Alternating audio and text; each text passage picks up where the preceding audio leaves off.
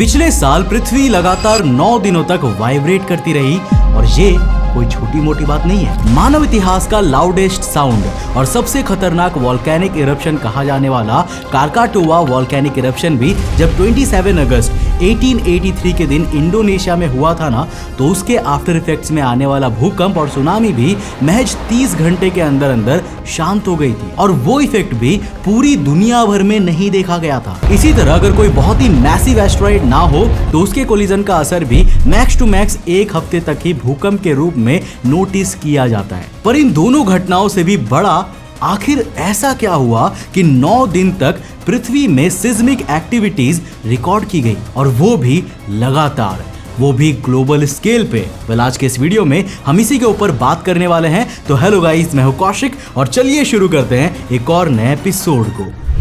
बात है 16 सितंबर साल 2023 की। दुनिया भर के जितने भी ऑब्जर्वेशनल स्टेशंस थे, खास करके वो स्टेशंस जो अर्थ की सिस्मिक एक्टिविटीज को नोटिस किया करते थे, उनके यहाँ मौजूद रिक्टर स्केल्स पे अचानक रीडिंग्स आनी शुरू हो गई। अभी इस वक्त आपकी स्क्रीन पे वोल्केनो डिस्कवरी वेबसाइट का 16 सितंबर का डेटा मौजूद है, जो दुनिया भर के सारे पब्लिकली रिपोर्टेड सिस्मिक एक्टिविटीज का डेटा रखते हैं। और इस डेटा के हिसाब से सिर्फ 16 सितंबर के दिन 2 से लेकर 5.2 के मैग्नीट्यूड के बीच 359 अर्थक्वेक्स रिपोर्ट करे गए थे एंड दैट इज ह्यूज। पर ये सिर्फ इसी दिन की कहानी नहीं थी। 17 सितंबर 2023 के दिन भी टोटल 343 अर्थक्वेक्स रिपोर्ट किए गए थे, जिनमें से कुछ इस बार भारत के पास भी थे। 18 सितंबर के दिन 410, 19 सितंबर में 421 और ऐसे ही रोज ये आंकड़ा बढ़ रहा था। नाउ इसमें ये बड़ी बात नहीं है कि इतनी सारी माइनर सिस्मिक एक्टिविटीज रिकॉर्ड की जा रही थी। I mean, वो तो कहीं भी कभी भी आए दिन होती ही रहती है। इवन अगर इन डेट्स को हटा भी दे और किसी भी रैंडम डेट को भी उठा लेना, फॉर एग्जांपल 18 जुलाई 2024 को भी देख ले, तो उस दिन भी अराउंड 333 अर्थक्वेक्स रिपोर्ट किए गए थे। मगर इन कुछ दिनों में जो चीज गौर करने वाली थी ना, वो थी इससे रिलेटेड 2 बातें। पहली तो ये कि जब भी भूकंप आते हैं या सिस्मिक एक्टिविटीज रिकॉर्ड की जाती है तो वो ब्रेक्स में रिकॉर्ड की जाती है और उनका अपना एक यूनिक पैटर्न होता है। जैसे भूकंप 2 मिनट या उससे ज्यादा के लिए आया, फिर कुछ मिनट्स या इवन कुछ घंटों तक सब कुछ शांत हो गया और फिर भूकंप एक बार हिट करके धरती हिला देता है और अपने इफेक्ट्स दिखाता है और फिर से कुछ देर के लिए सब कुछ शांत हो जाता है। हर भूकंप लगभग इसी तरह के रीडिंग्स शो करते हैं। मगर हमारे इस वाले केस में ये सिस्मिक रीडिंग्स ज्यादा डिस्ट्रक्टिव भले ही नहीं थे। इनका मैग्नीट्यूड 2 से 3 या ज्यादा से ज्यादा 3.5 के बीच में ही रहता था, लेकिन ये कॉन्स्टेंटली रिक्टर स्केल पे रिकॉर्ड होते ही जा रहे थे, किसी अर्थक्वेक से काफी लंबी ड्यूरेशन तक। और ये सिर्फ एक ऑब्जर्वेशन स्टेशन में नहीं हो रहा था, बल्कि कई जगह महसूस किया जा रहा था, जिसे बेसिकली एक्सप्लेन करने का कोई भी तरीका किसी को भी समझ में नहीं आ रहा था, सिवाय ये एज्यूम करने के कि हो सकता है कि उनके इक्विपमेंट्स खराब हो गए हो। हालांकि इक्विपमेंट्स चेक करवाने पे भी जब खास कुछ कमी नहीं निकली और इस सिस्मिक एक्टिविटी के शुरू होने के करीब 9 दिन बाद जब सब कुछ वापस से नॉर्मल हो गया, तब इस एनोमली को कुछ दिन तक रिपोर्ट किया गया, मगर बाद में और ब्रेक थ्रूज आने पे इसे इग्नोर कर दिया गया। अब जिंदगी कितनी अनप्रेडिक्टेबल होती है ना, कोई गारंटी नहीं होता, पता नहीं अगले पल क्या हो जाए। इसीलिए अपनी सेविंग्स का सही इस्तेमाल करना जरूरी होता है और कल के लिए कुछ बचा के रखना बहुत इंपॉर्टेंट होता है। इन्वेस्टमेंट्स और सेविंग्स हम सबको टाइम पे ही कर लेनी चाहिए, जिससे फ्यूचर की टेंशन कम हो जाती है। और जब हम अपने फ्यूचर को सुरक्षित और बेटर बनाने की बात कर ही रहे हैं, तो एक और ऑप्शन है जो हम कंसिडर कर सकते हैं, वो है ट्रेडिंग। आई नो मार्केट में रिस्क रहता है, पर थोड़ा बेसिक नॉलेज गेन करके और मार्केट मूवमेंट्स को ऑब्जर्व करके आप भी ये सीख सकते हैं। तो अगर आप ट्रेडिंग की शुरुआत करना ही चाहते हैं तो एक बार लेमन ट्राई करके देखिए। ये प्लेटफॉर्म बिगिनर्स के लिए भी परफेक्ट है। अब आपको ज्यादा कॉम्प्लिकेटेड प्रोसेसेस समझने की जरूरत नहीं है, क्योंकि इसका इंटरफेस बिल्कुल सिंपल है और यूजर फ्रेंडली है। सबसे बड़ा फायदा यह है कि लेमन पे पहले मंथ कोई भी ब्रोकरेज नहीं लगता, यानी कि आपको ट्रेडिंग पर एक्स्ट्रा चार्जेस देने की कोई भी जरूरत नहीं होगी। इसके साथ ही म्यूचुअल फंड्स पे भी कोई कमीशन नहीं लगता। आप अपने इन्वेस्टमेंट्स को इजीली मैनेज कर सकते हैं। अब चाहे आप एक बिगिनर हो या एक्सपर्ट, आप अपने प्रॉफिट पोटेंशियल को भी इजीली बढ़ा पाओगे। और साथ ही साथ यहाँ पर 1 साल तक मेंटेनेंस फी बिल्कुल 0 है। लेमन आपको लाइव मार्केट अपडेट्स भी देता है, जिससे आप इन्फॉर्म्ड डिसीजंस ले सकते हैं और अपने स्टॉक्स पे स्टॉप लॉस लगा के अपने रिस्क को कंट्रोल कर सकते हैं। अगर कभी मार्केट में फ्लक्चुएशंस आए तो आपको पता रहेगा कि कब बेचना है या होल्ड करना है।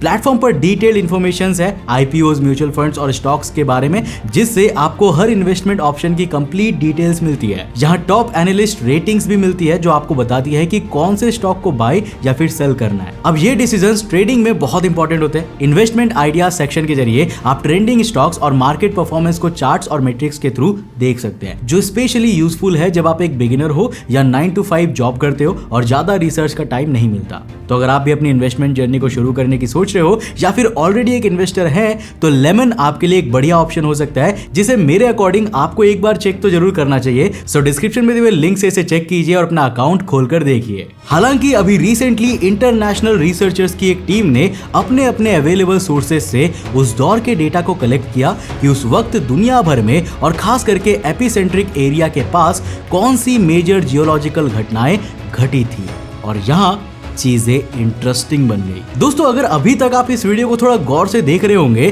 तो आपने ये नोटिस जरूर किया होगा कि हम जब भी इन रीडिंग्स की या बिहेवियर की बात कर रहे हैं ना, तो पृथ्वी पे भूकंप आने का जिक्र नहीं कर रहे, बल्कि पृथ्वी के वाइब्रेट होने की बात कह रहे हैं। और ऐसा इसीलिए क्योंकि अर्थक्वेक और वाइब्रेशन ये दोनों डिफरेंट चीजें होती है, और आगे बढ़ने से पहले इनका अंतर भी समझना जरूरी है। देखो, अर्थक्वेक्स जनरली बहुत छोटे होते हैं, काफी इंटेंस होते हैं, और इनके पीछे का फैक्टर भी कोई बहुत कोलोसल कैलेमिटी होती है, जैसे कि किसी बड़े ज्वालामुखी का फटना, दो बड़ी टेक्टोनिक प्लेट्स का आपस में टकराना या रगड़ना वगैरह वगैरह। जबकि वहीं वाइब्रेशंस का पैटर्न अर्थक्वेक से डिफरेंट होता है।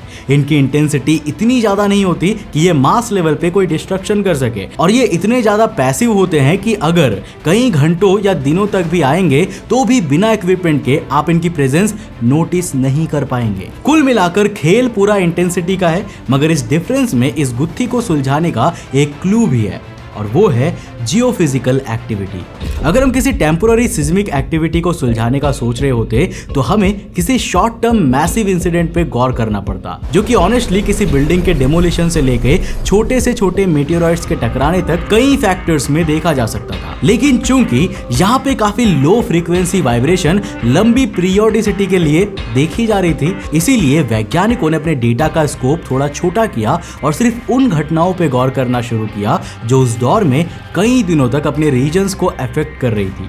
और जहां इतना बड़ा टाइम पीरियड इन्वॉल्व हो जाता है, वहां रिमेनिंग इंसिडेंट्स की संख्या सिग्निफिकेंटली कम हो जाती है। ऊपर से एक चीज ये भी है कि अगर ये इंसिडेंट उतना डिस्ट्रक्टिव नहीं था तो हो सकता है कि इसका रूट कॉज दुनिया के हर एक सोर्स पे रिकॉर्ड ही ना हो पाया हो, और यही कारण रहा कि दुनिया के 15 अलग अलग देशों के करीब 68 वैज्ञानिकों ने एक दूसरे से कनेक्ट किया, और उनके पहुंच में जितने भी डेटा सोर्सेस थे ना, including satellite imageries, computer simulations, Richter readings, उन सब को कंपेयर किया, एंड दे डिस्कवर्ड कि जैसा पैटर्न इन वाइब्रेशन में देखने को मिला था वो एक्चुअली तब देखने को मिलता है जब किसी मेजर नेचुरल फिनोमेना के बाद सेशिस आते हैं। नहीं समझ में आया? वेल डोंट वरी, अगर ये 3-4 फैंसी वर्ड सुन के कुछ आपके सर के ऊपर से गया हो, क्योंकि हम अब आपको सब कुछ बिल्कुल बेसिक लेवल पे और इजी लैंग्वेज में बताने वाले हैं। देखो, एक सेश बेसिकली एक ऐसा फिनोमेना होता है जब एक क्लोज्ड स्पेस में मौजूद लहरें चारों तरफ से उठ के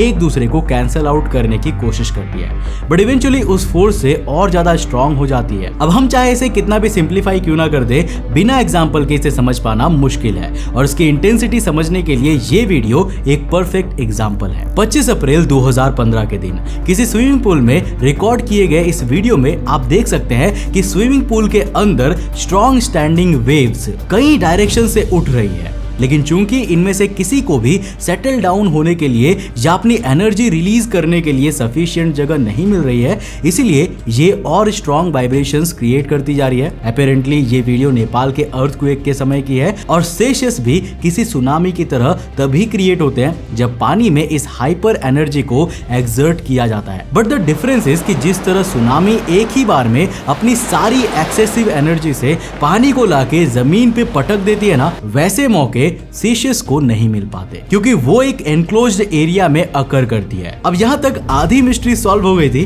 बट आधी मिस्ट्री ये थी कि ऐसा कौन सा इवेंट था जिसने इस सेशियस को ट्रिगर किया, और यहाँ काम आई डे टू डे इमेजरीज। अब देखो, डे टू डे इमेजरीज में देखा गया कि ग्रीनलैंड में मौजूद डिक्सन जोर्ड जो मैप पे कुछ इस तरह की दिखती है, उसी को घेरे हुए एक चट्टान में 12 अगस्त 2023 के दिन चोटी के ऊपर जमीन का एक बहुत बड़ा हिस्सा था, जो 19 सितंबर 2023 की तस्वीरों में नहीं दिख रहा था।